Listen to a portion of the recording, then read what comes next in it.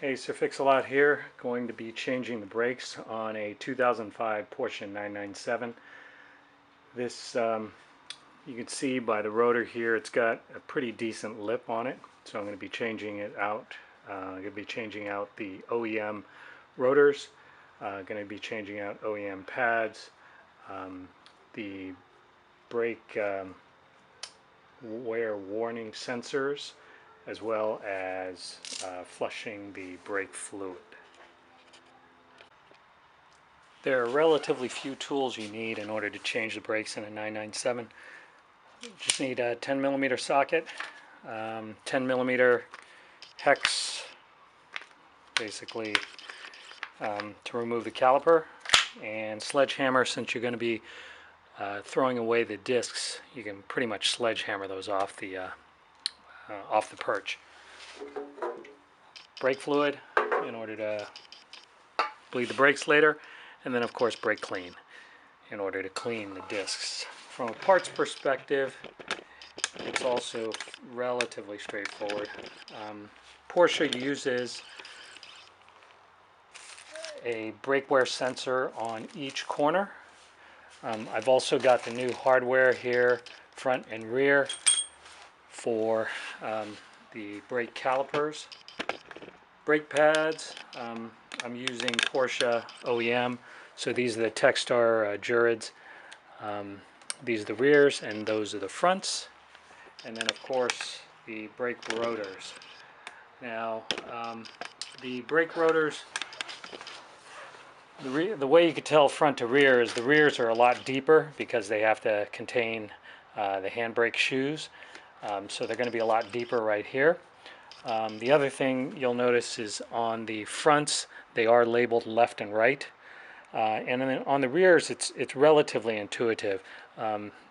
You've got the vanes kind of spiraling out this way, so they go in this direction, the wheels rolling forward this way, so this would be the left rear, and the right rear looks the same. The vanes will be going the other way basically, and that's how you would mount them up. So again, this one's the left rear as an example. First thing we're going to want to do is to release the brake caliper wear sensor. So just lift up on this bracket right here. This is the locking mechanism. Pull out just the one for the, well, you can actually pull out both, but you can put this other one back in because that's the speed sensor. Pull out this one for the brake wear sensor, and then kind of unhook it from the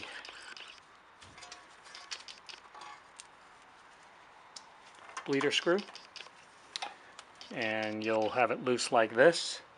Then you'll want to use a couple pairs of pliers, I didn't mention those earlier, and just kind of get it rotated. Get this bar rotated so that you can pull out the pin.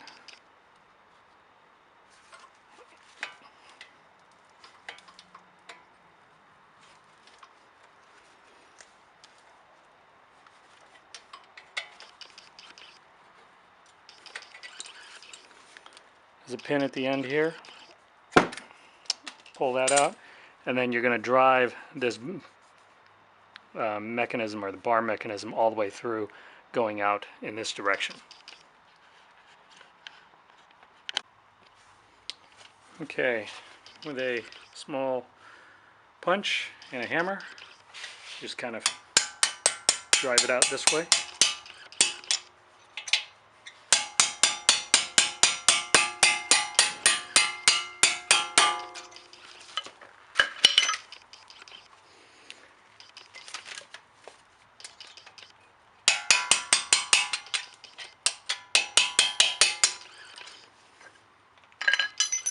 Once you have it out, you'll be able to remove the anti-vibration bracket,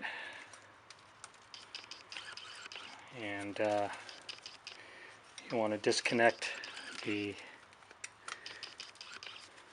brake pad wear sensor from it.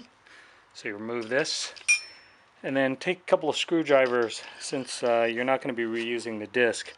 Put them in here and go ahead and spread the pads out so that the pistons are basically up against this face and this face here, because that'll make it easier to put the brake pads back in.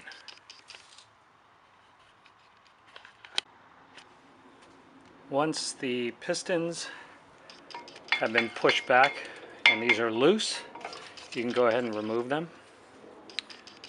This is how the front brake pad wear sensor looks. The other one's kind of stuck in here, but yeah, basically they get stuck into the pads. There's a hole here for them, as well as a small clip area where they kind of seat into. So they just kind of pop right out like that, and they seat back in like that. Other side comes out, and now you're ready to remove the caliper. There is a 10mm bolt here that holds a bracket for the brake line. Once you remove these 10mm hex bolts, and I think these are torqued at around 37 pound-feet. Once you remove it, then the whole caliper comes off. Inside the caliper there are shims that are attached in here. Go ahead and leave those in. You can clean up the surfaces here before you put it back on with the new brake pads, but basically what you want to do is you want to kind of tie this out of the way and then remove the brake disc. There are 2 screws here that need to be removed with like an impact screwdriver. Once you remove those, then the caliper will come off. Okay, what I just found out is Porsche actually sends these in hermetically sealed bags, pretty much, and they are already clean. So it doesn't take any brake clean to really clean these things off. They're very, very clean. They pick up more marks from my gloves by putting them on than anything else. Make sure you use the impact screwdriver to tighten up these 2 screws, and then put on spacer if you have one, and then attach the caliper. I'll show you how to do that in a second.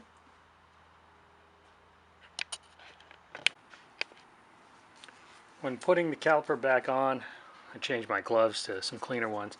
Make sure you torque down these 2 bolts to about 38 pound-feet, and then there is that 10mm one for the brake hose here that you're going to have to attach also.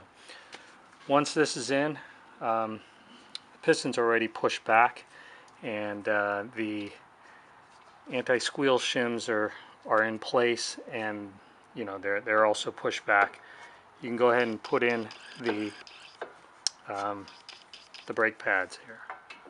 This one goes in this way.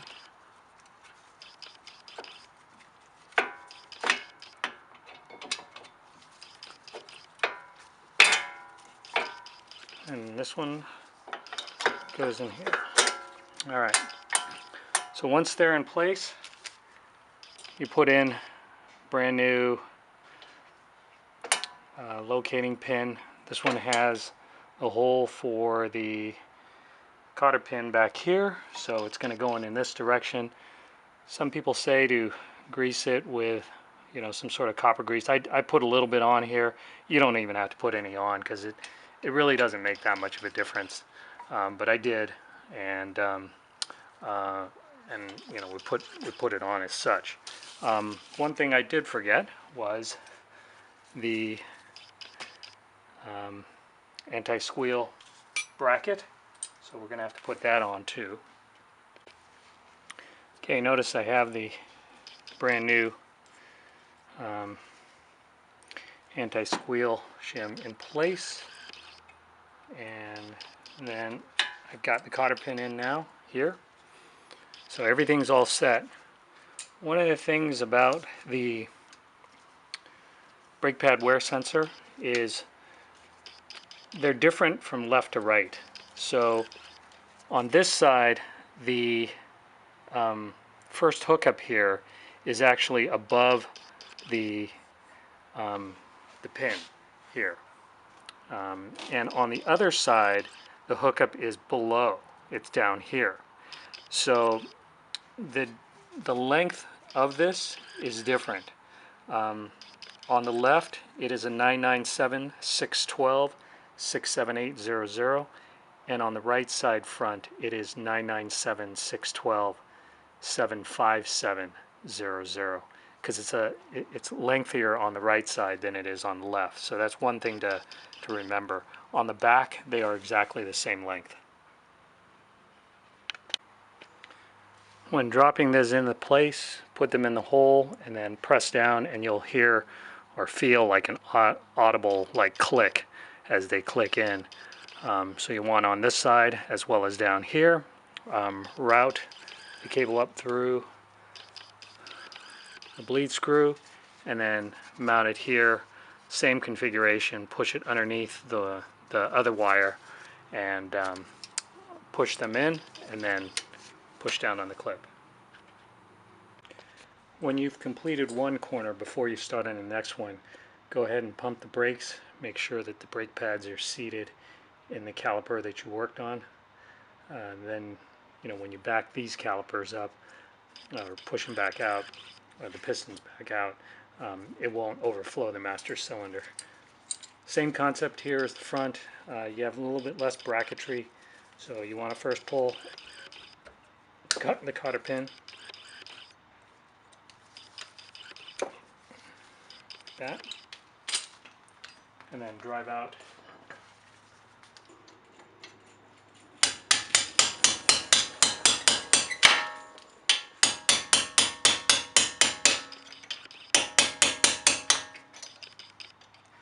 Very similar to the other side. You're driving out the main pin. And there's only one.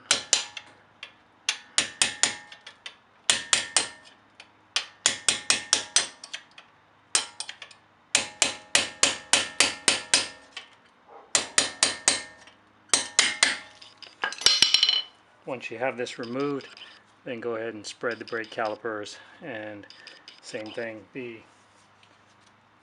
brake pad wear sensor is located back here, and the main connector is here, and it's the same kind of clamshell clamp, and then you pull out the sensor wire and then pull out the brake pads. Once you remove the main pin, and again, you can remove the bracketry, and you spread the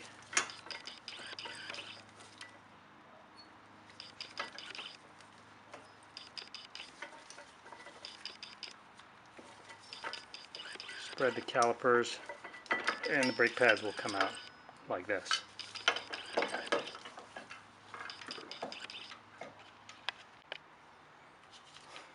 Just like in the front, once you removed these hex bolts, the whole caliper unit will come up, and you'll see that it has kind of separate shims back here.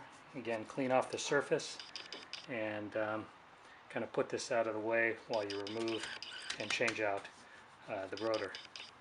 If you haven't figured out, this is from a C2S, so they are Brembo 4-piston calipers front and rear. Okay, pads go in. These are 997 351 93005s. You go in this way, and the other side goes in this way, and then you have your pin that drives in. Don't forget your anti-squeal bracket. This one I have the brake wear sensor wire holder kind of facing downwards. The other side is like that also. Anyway, you set it up on top of the brakes, push this down, and then push the pin through.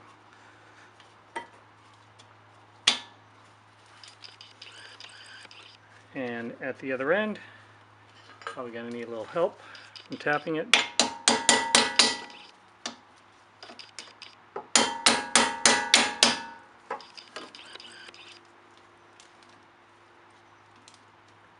Got to make sure things are aligned.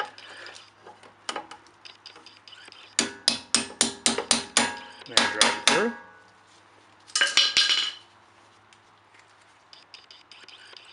Finally, cotter pin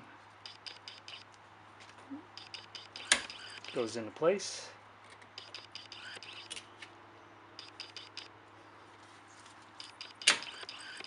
Like that. And you're set to put in the brake wear sensors. On the rear, the brake wear sensors are a little bit different. They have this pad, this large pad that faces the brake rotor on both sides, so you bridge them over this way, and you kind of have a channel here in order to push them in, and they'll go right into the kind of side of the brake, and you just slide them in and just make sure that they're seated properly at their limit. Run it to the other side through the